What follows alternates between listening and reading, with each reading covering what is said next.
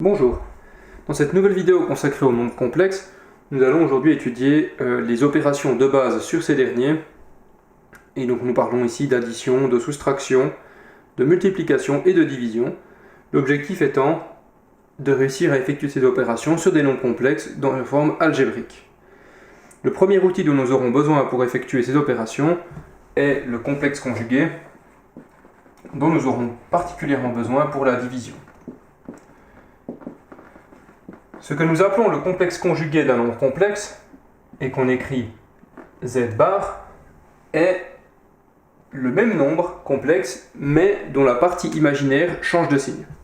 Ainsi, si un nombre complexe s'écrit a plus bi, alors le complexe conjugué s'écrira a moins bi.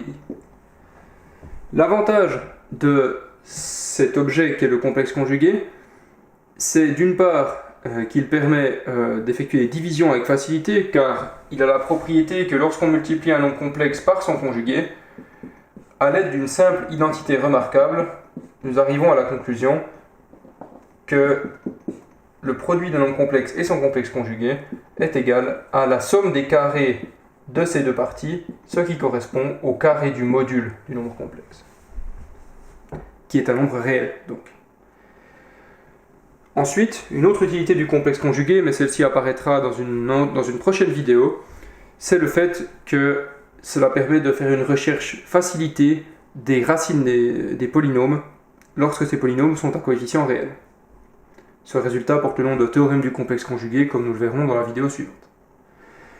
Ici, faisons simplement étalage des méthodes pour calculer la multiplication, l'addition, la soustraction et la division de deux nombres complexes à travers d'exemples. Ici, premier exemple, pour l'addition, et ces règles sont aussi valides pour la soustraction, lorsque l'on additionne ou que l'on soustrait deux nombres complexes, on va simplement regrouper les parties réelles ensemble et les parties imaginaires ensemble. Par exemple, prenons le cas du nombre complexe 2 plus 3i moins 5 moins i. Ici, cette opération est finalement assez simple. Les parties réelles vont s'additionner entre elles et nous allons donc avoir 2 moins 5 qui nous donneront ensuite 3. Et pour les parties imaginaires, nous aurons 3i moins moins i. Donc nous aurons 3i plus i. Si nous mettons tout cela ensemble, nous trouvons donc moins 3 plus 4i, qui est donc la réponse de l'addition de ces deux nombres. Suffisamment simple, au final, l'addition ou la soustraction de nombres complexes s'apparente passablement à l'addition de polynômes. On garde simplement les termes qui sont linéairement indépendants ensemble, on additionne les nombres réels ensemble, on additionne les parties imaginaires ensemble. Pour la multiplication, c'est aussi assez similaire à ce qu'on fait dans les polynômes. On va simplement procéder par distributivité de la multiplication. Ainsi, ici 2 fois 5 donne 10, 3i fois 5 donne 15i, 2 fois moins i donne moins 2i, et 3i moins i donne moins 3i carré. Ici, à la fin, nous attendons des nombres qui sont soit réels, soit imaginaires. Donc nous attendons à trouver une partie réelle et une partie imaginaire qui multiplie i. On doit donc se rappeler ici que i carré est en réalité un nombre réel et que i carré vaut moins 1. Donc ici, moins 3 fois moins 1 sont égales à 3. Et donc en conséquence, la partie réelle de ce nombre est 10 plus 3, donc 13, et la partie imaginaire est 15i moins 2i, et donc la partie imaginaire sera 13. A noter ici que c'est un pur hasard de cet exemple que nous trouvons 13 plus 13i. Enfin, pour la division, qui est un peu plus compliquée, si nous voulons diviser ces deux nombres complexes, il nous faut faire preuve d'astuce. En effet, dans cette forme ici, il est très difficile de savoir quelle sera la partie réelle et quelle sera la partie imaginaire de la réponse, puisque nous divisons par un terme qui est composite, et qui est composite par soustraction, ce qui fait qu'on ne peut pas simplement séparer la fraction. L'astuce ici, c'est de procéder par une amplification par le complexe conjugué. Ici, ce qui est fait, c'est que nous amplifions par le complexe conjugué du dénominateur afin de se retrouver avec un dénominateur qui soit réel. En effet, en amplifiant par le complexe conjugué, le dénominateur se retrouve être simplement le carré du module du nombre complexe, et c'est donc un nombre réel. Ainsi, il sera facile de séparer partie réelle et partie imaginaire. Procédons. Ici, nous avons au numérateur Z1 fois le conjugué du dénominateur divisé par le dénominateur fois son conjugué.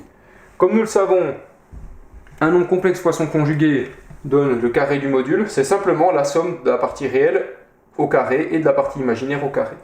Ici, 5 au carré font 25, et 1 au carré fait 1, 25 plus 1 donne 26, et donc nous savons qu'ici le dénominateur sera simplement 26.